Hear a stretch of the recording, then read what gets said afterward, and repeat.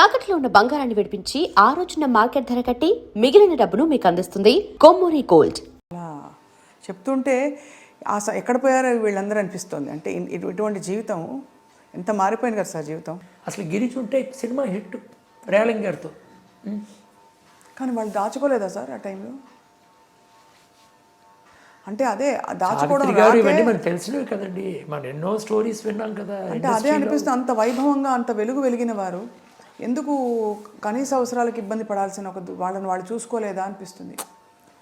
ఇలా చాలామంది హర్నాథ్ గారు అయితే చాలా తాగి ఇంటికి వచ్చి అన్నయ్య నాకు కొంచెం డబ్బులు బాగానేవారు. ఏ హీరో అంటే ఆ రోజుల్లో హర్నాథ్ నాకు బాగా గుర్తు. మా ఇంటికి వచ్చాడు, గుమ్మని స్మెల్, పాన్, ఇది జరదా. ఈ ఇంట్లో ఎవరు తెలుసా ఉన్నారు చెప్తే మీరు ఆశ్చర్యపోతారు. ఫస్ట్ ఈ ఇల్లు ఓనర్ ఎవరు తెలుసా? పింగళ నాగేంద్రరావు గారు. ఈ ఇంటి ఓనర్ ఇప్పుడు మీరు కూర్చున్న చోట ఆయన. ఇంకా ఆయనకి ఎవరు లేరని ఆయన ఎక్కించి వెళ్ళిపోయారు. నాకు మా ఇంటి ముందు వాకింగ్ వెళ్తుండేవారు, మంచి షూ వేసుకుని స్టిక్ పెట్టుకుని, ఎరా రే డింబకాయ అనేవారు నన్ను. ఆయన పలకరించి వెళ్తూ ఉండేవారు. ఆయనగా రాసిందంతా. ఇది గోఖలే గారి ఇల్లు, మా ఎదురిల్లు. ఇలా ఆయన ఘంటసాల గారికి అమ్మారు ఈ ఇల్లు. ఘంటసాల గారు వచ్చి ఒకసారి మా నాన్నగారు చెప్పారు, ఏమిటో బ్రదర్ సత్యం బ్రదర్, ఇక్కడొక ఇల్లు అక్కడొక ఇల్లు, ఇలా 2-3 ఇల్లు పెట్టుకుంటే ఈ ట్యాక్సులు ఇవన్నీ ప్రాబ్లంగా ఉన్నాయి, అందుకని నేను అమ్మేస్తున్నానంటే ఈ ఫ్రెండ్ వీళ్ళ నాన్నగారు కొన్నారు, సూర్యనారాయణ గారు, నా క్లాస్మేట్ వీడు శ్రీనివాస్, వాళ్ళు కొన్నారు. కానీ మొదట వాళ్ళ వారిది అంటే ఫస్ట్ పింగళరావు గారిది ఇల్లు, నడయాడిన నేల ఇది. ఇక్కడ ఇదే వీళ్ళు ఏం పెద్ద డిఫరెన్స్ చేంజెస్ ఏం చేయలే, వీళ్ళు పెద్దగా ఏం చేయలే. కొన్ని ఊరికి ఫ్లోర్ ఎక్స్ట్రా కట్టారు కానీ ఇలాగే ఉండేది. ఇందులో కింద అద్దెకి ఎవరు ఉండేవారు? సువర్ణ హీరోయిన్, సుచిత్ర గుర్తుందా మీకు? మరో చరిత్రలో బ్యాంకి పాప అని వస్తుంది సుచిత్ర అమ్మాయి. తను సుజాత అని చిరంజీవితో కూడా నటించింది. ఇప్పుడు జయం రవి వాళ్ళ అత్తగారు ఇక్కడ కింద అద్దెకు ఉండేవారు. అంతటి మహానుభావులు. ఒక పరిశ్రమ ఆ టైంలో కళాకారులకి విలువ ఉండేది, ఆత్మీయతలు కూడా ఉండేవి కదా. అలా నాకు ఎలాగంటే నేను విలువలు ఎలా చూశానంటే, వాణిశ్రీ లాంటి మహానటి ఆవిడ ఒక సావిత్రి తర్వాత వెలిగిన వెలుగు వేరు ఆవిడది.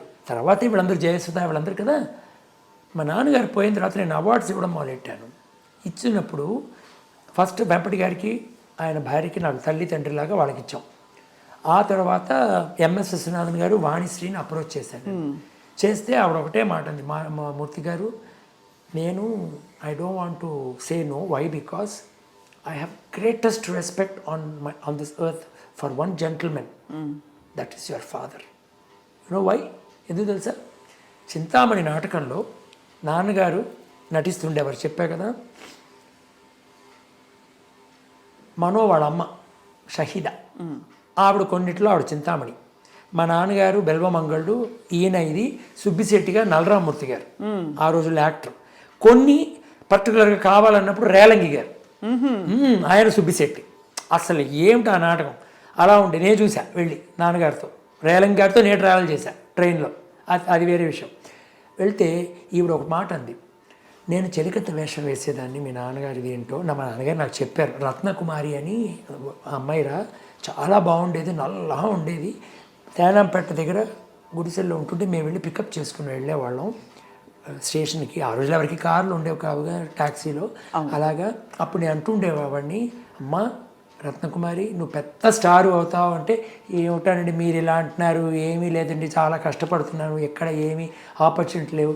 లేదమ్మా నీకు ఆ వర్చస్సు కనిపిస్తోంది, నువ్వు పెద్ద స్టార్ అయిపోతావు చూడు అని అలా అంటుండేవాట మా నాన్నగారు మాటి మాటికి. మీ నాన్నగారు అన్న మాట నిజమైందండి నా జీవితం. నేను ఈరోజు తిరుగులేని ఒక హీరోయిన్ అయ్యా నేను. అందుకని నేను తప్పకుండా తీసుకున్నాను. లేకపోతే నేను తీసుకునేదల్లా రఘుపతి వెంకయ్య గారు అవార్డు, మహానటి సావిత్రి గారు అవార్డు తప్ప నేను సాధ్యంత వరకు అవార్డ్స్ ఎక్కువ తీసుకోను. కానీ నేను అన్నాను, ఇది మా అమ్మగారు అవార్డు మీకు ఇస్తున్నామండి అంటే, నాన్నగారు అమ్మగారైనా నాకు పర్వాలేదు, నువ్వు అమ్మగారు ఇస్తున్నారో నేను తీసుకుంటాను, ఇదే వేరెవరిదైనా వాళ్ళు వచ్చి నన్ను అప్రోచ్ చేస్తే నేను ఒప్పుకోనని చెప్పి తీసుకుంటాను. అది నాన్నగారి యొక్క ఇది. మరి అంతటి ఆత్మీయతల తర్వాత ఆ తర్వాత తరంగా మీరు ఈ కొత్త ప్రపంచానికి ఎలా మెల్లిమెల్లిగా అలవాటు పడుతున్నారు? అంటే ఇక్కడ ప్రపంచం ఏదో అయిపోయిందని కాదు, కానీ ఈ బంధాలు ఈ అంటే ఇటువంటి ఒక ఆత్మీయతలు కనిపించవు ఇప్పుడు అన్నది వాస్తవమా? ఒప్పుకుంటారా? నాన్నగారు మేబీ ఉన్నాయేమో కానీ నేను అంటే మనం పర్సనల్గా వాళ్ళతో ఇంట్రాక్షన్స్ తక్కువ. ఇప్పుడున్న కళాకారులు కానీ నటీమణులు కానీ వాళ్ళతో మనకి పెద్ద ఇది లేదు. ఎస్, కొంతమంది నాతో కొంచెం ఒక 10 ఏళ్ల క్రితం హీరోయిన్లుగా ఉన్న వాళ్ళందరూ కూడా నాతో కాంటాక్ట్లోనే ఉన్నారు. అటు మంచు భార్గవి, ప్రభ, వీళ్ళందరూ. అదెవరు, రమ్యాకృష్ణ నాతో పర్ఫామ్ చేసింది ఒకే ప్రోగ్రామ్ కూచిపూడి. వాళ్ళ అమ్మగారు అడిగారని నాతో మంచి ఫైల్లో హీరోయిన్గా ఉన్నప్పుడు నాతో పర్ఫామ్ చేసింది. ఇంద్రజ, వీళ్ళందరూ మనతో. సో వాళ్ళందరిలో కూడా I could see a lot of this thing. ఇప్పుడు మొన్న మధ్యన కూడా నేను కొంతమంది ఒకళ్ళు ఈశ్వరిరావు వాళ్ళని కలిస్తే వచ్చి నా దగ్గర నమస్కారం పెట్టి వెళ్ళింది, మాస్టర్ గారు అని చెప్పి పలకరించి వెళ్ళింది. కల్పన రాఘవేంద్ర నా అదే డాన్స్ నేర్చుకుంది కొంత. మొన్న మధ్యన హైదరాబాద్లో వెళ్తే తను అలాగే మాస్టర్ గారు అని కాదు, వద్దమ్మా అలా చేయకండి, అయ్యో మాస్టర్ గారు మీరు అని. ఇది ఆప్యాయతలు ఇంకా ఉన్నాయి, నేను లేదని చెప్పను. కానీ ఆ రోజుల్లో గోల్డెన్ ఎరాలో మన గోల్డెన్ సినిమా టైంలో ఉన్న ఆ యొక్క ఇవి తగ్గిందని నాకు అసలు తీరికే లేదు. తీరిక లేకుండా everybody is busy in their own running field. around in different directors. And yeah, there's a lot of now ఏమిటంటే make hay while sun shines. అంతే. మీరు దీపం ఉండగా ఇల్లు చక్కచక్క పెట్టుకోవాలని మన సామెత మనకే ఉంది. అందులో ఎవరికి వాళ్ళు బిజీగా ఉన్నారు, దాన్ని మనం తప్పుగా కూడా తీసుకోకూడదు. సో ఎవరిది ఆప్యాయతలు అవి ఉండే ఉంటాయి. మనకి అంత ఇది I didn't see in the because మనకి వాళ్ళతో టచ్ ఇప్పుడు అంతగా ఎక్కువ లేవు. ఇప్పుడున్న ప్రజెంట్ జనరేషన్ స్టార్స్ కానీ సింగర్స్ కానీ ఎస్ దే హ్యావ్ ఎలివేటెడ్. ఆ రోజుల్లో ఎన్ని వేల పాటలు పాడినా వాళ్ళు తెలిసి తెలియకుండా కనిపించేవారు. అటు బాలు గారు అవనండి, సుశీల గారు అవనండి, అసలు జానకి గారికి చెప్పాలంటే వాల్యూమ్స్ వీ కెన్ టాక్. మా చుట్టం ఆవిడ ఎస్ జానకి గారు చెప్పారు. సురేష్ గారు చెప్పారు. మా మామ సైడు ఆవిడ సిస్లావారు, రెండో పక్క మా ఆవిడ సైడు మా ఆవిడ సొంత పెదనాన్న కొడుకు చేసుకుంది, ఆవిడ చెల్లెలు కూతుర్ని. సో వాడిద్దరే మా కన్యాదానం చేసింది. సో జానకి గారు అంతటి గొప్ప మనిషి. అవును, అసలు ప్రేమని ఎలా బయటికి చూపించాలని మన ఆవిడదే నేర్చుకోవాలి కొన్ని విషయాల్లో. అంతటి తారాస్థాయిలో ఆవిడ ఉండి కూడాను అందరితో అంత సింపుల్.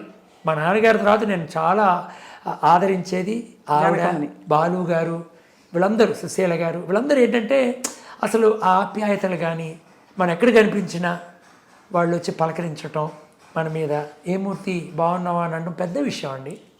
మనం చిన్న కళాకారులు వాళ్ళ ముందు, కానీ వాళ్ళ యొక్క ఏమిటంటారు ఆ అభిమానం అవి అనేది చాలా గొప్ప విషయం. అవును, ఇది ఇప్పుడున్న తరం వాళ్ళు తెలుసుకోవాలి. అవును, దిస్ ఇస్ ఇప్పుడు మనం ఇన్నేళ్ళు అయిన తర్వాత మనం ఎందుకు వీళ్ళ గురించి మాట్లాడుతున్నాం అంటే జ్ఞాపకం అనే ఈ శీర్షికలో ఎందుకు మనం ఇవన్నీ మాట్లాడుతున్నాం? ఎందుకంటే అవన్నీ గోల్డెన్ ఇవి, అవి చెక్కి వెళ్ళిన విషయాలు. అవును, కరెక్ట్. ఇవి ఈ రోజు కాదు, 10 జనరేషన్స్ కూడా ఇది వచ్చి పెద్ద పాఠం తెలుసుకోవాలి. అవును, how simple you should be. నీకు ఎంత ఉన్నా నీకు ఈగో ఉండకూడదు. కరెక్ట్. ఇవన్నీ మనం తెలుసుకోవాలి. అటువంటి ఇది చాలా ముఖ్యం. ఇప్పుడు నాన్నగారు చాలామంది పాటలు విని భలే పాడారు అన్నారు కదా, ఆయనకి నచ్చిన గాయకులు ఎవరైనా ఉన్నారా? చాలా. మొట్టమొదట ఆయనకి బాగా నచ్చిన గాయకుడు బాలు గారు. అవునా?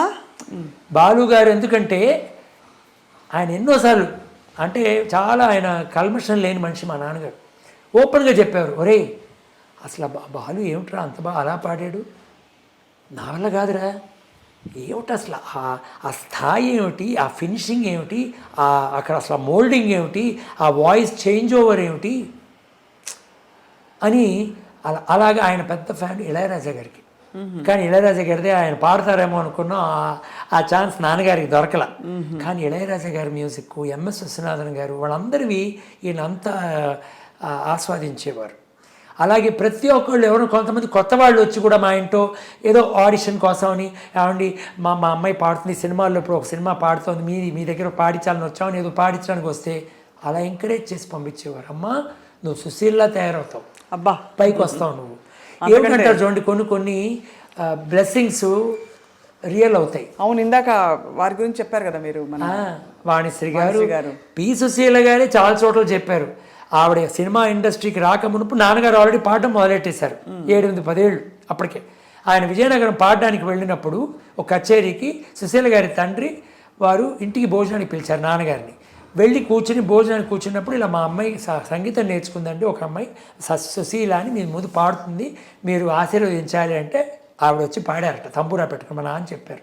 సన్నగా ఉన్నారా సుశీల వచ్చి పాడింది. నేను చెప్పాను, అమోఘమైన భవిష్యత్తు ఉందమ్మా నీకు, నువ్వంటే ఏమోనండి మాకు సినిమాలు అవి మాకు తెలియదు, మా ఫ్యామిలీస్లో ఇవి అలవాట్లేదు అని ఆయన చెప్పారట. కానీ నాన్నగారు అన్నారు, మీరు మంచి విధంగా తీసుకురండి, ఆ అమ్మాయికి మంచి భవిష్యత్తు ఉంది అని చెప్పి. ఇది చాలా ఏళ్ల తర్వాత సుశీల గారే చెప్పారు. అవును, మా నాన్నగారు మాకు చెప్పారు, కానీ ఆవిడ చెప్పడం అనేది మనకి ఒక సంతృప్తికరమైన విషయం. ఆవిడే చెప్పారు, నన్ను ఫస్ట్ ఆడిషన్ చేసింది మాధవపెద్ది గారు అని చెప్పింది ఆవిడ.